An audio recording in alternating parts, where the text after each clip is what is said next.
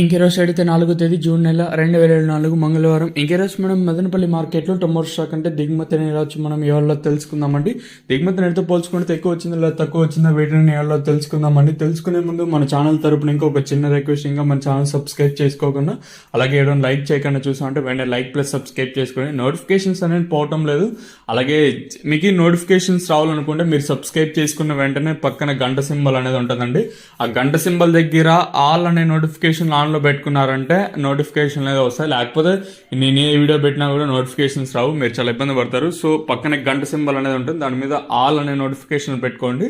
So videos పెట్టిన వెంటనే మీకు అయితే నోటిఫికేషన్ అనేది ఎనేబుల్ అయిపోతాయి. ఇంకా విషయానికి వస్తే తెలిసింది కదా, మదనపల్లి మార్కెట్లో సుమారుగా 29, 31, 32, 33 అయితే ఉన్నాయి. మనం ముందుగా జీపీఆర్ మండి లైన్ మాట్లాడుకోవాలి. జీపీఆర్ మండి లైన్ నేటితో పోల్చుకుని బాగానే దిగుమతి తగ్గింది.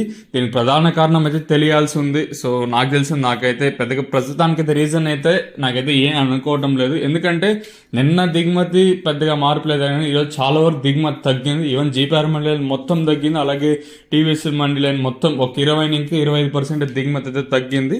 ఇక టీవీఎస్ మండి లైన్ చూసుకున్నట్లయితే ఒక ఐవీ మండికి తప్పించి మిగతా మండీలు అన్నిటికీ దిగుమతి అయితే తగ్గింది.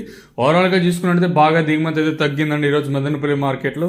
దీనికి ప్రధాన కారణం అయితే ఇంకా తెలియాల్సి ఉంటుంది. సో ఈ రోజు వరకు ఆగితే ఈ రోజు రేపు మనకి చూడాలి, అంటే రేపు ఏ విధంగా దిగుమతులు వస్తాయి చూడాలి. ప్రస్తుతానికైతే రీజన్ అయితే తెలీదు. ప్రస్తుతానికి వచ్చే దిగుమతుల్లో అయితే నేటితో పోల్చుకుని బాగానే దిగుమతి తగ్గింది. మరి చూద్దాము ఈ ధరలు అనేది ఏ విధంగా వెళ్తాయంటే చూడాలి.